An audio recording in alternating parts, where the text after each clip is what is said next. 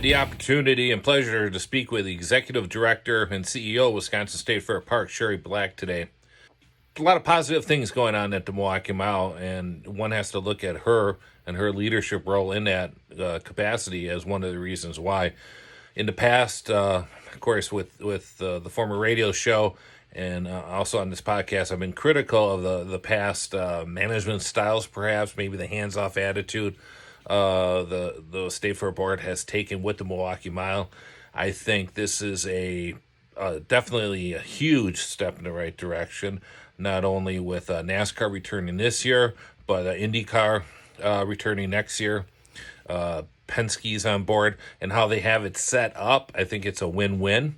Because let's face it, the State Fair has a little bit at stake in this one. So it's a true partnership. This is something they should have been doing years ago.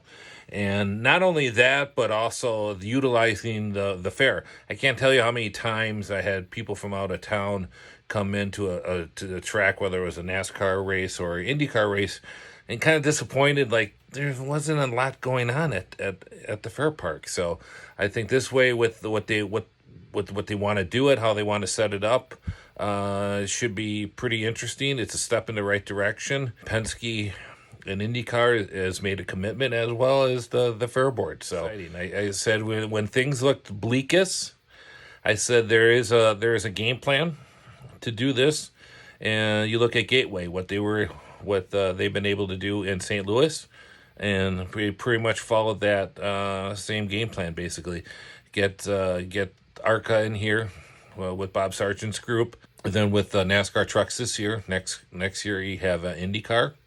And now things are complicated a bit with the schedule, with the Olympics, what you see in the previous video that I posted with Penske saying, with the scheduling and everything, with Texas being dropped. So it'll be interesting to see what they do in 25. But for 24, things are looking good at the Milwaukee Mile. So here's the interview with Shari. We made a number of safety upgrades and improvements. So the safer wall throughout the turns, we did a number of those safer wall areas first to make it safe for NASCAR, and then in our second phase we'll actually be continuing those safer wall improvements, so they'll encompass the rest of the track. Our catch fence has been repaired. And then we also are putting in an interior wall that will be in our next phase, and pit row is going to get re-asphalted. Okay, and then was there also some work done with drainage tiles on the inside too? Yes, drainage tiles also have been installed, where we put in you'll see turn 4 as well as turn 2. Is a new media center in talks on the table, so to speak, or no? That is not. Okay. Our media center is great. We actually just did a few things to freshen it up. Or we always hear rumors and upgrades and whatnot. Anything else to the amenities of the track for the fans improving or upgrading? No, I mean, we have great grandstands. That's part of why IndyCar wanted to come here. And as I talked about earlier, we do have a really great footprint all throughout the park that we're looking at using. And I think that'll just make it more comfortable for all the all the race fans. And then during the press conference, they mentioned, kind of opening the footprint of the State Fair for the fans during that race weekend. I don't know if we're going to go on the scale of Iowa, but you're trying to bring in more of a fair experience. For the fans at IndyCar weekend? Right. We're hoping that the race fans want to come out and they can bring their families. We want it to be family friendly, of course. So we hope that people will come out and take in all the great things we have to offer. Well, thank you so much. Appreciate it. Thank you. Thank you. Pretty exciting deal. Looking forward to it. And we'll be covering this event as we get closer. And a bit of trivia on that. So Mr. Penske mentions 1939. If you look on some record books, you'll see 1933. An interesting point on that was an event won by Robert Shaw.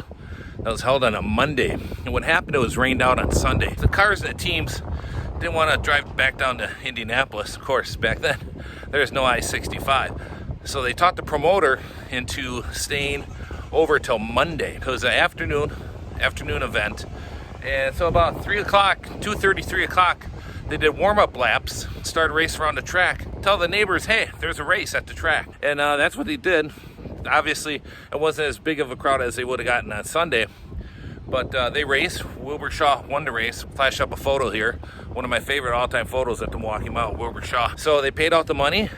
They had AAA drivers, AAA cars, AAA officials. One thing missing though, did not have a AAA number.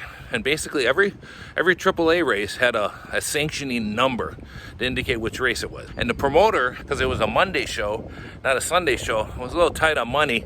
He didn't want to pay that extra fee. So that's why if you look in some books, you'll see 1933 as the first IndyCar race, which technically is correct. But it's actually 1939 is the first official AAA race with a sanctioning number. So there's a little background on that. Looking forward to it. IndyCar racing back at the Milwaukee Mile as it should be. Stay tuned for more.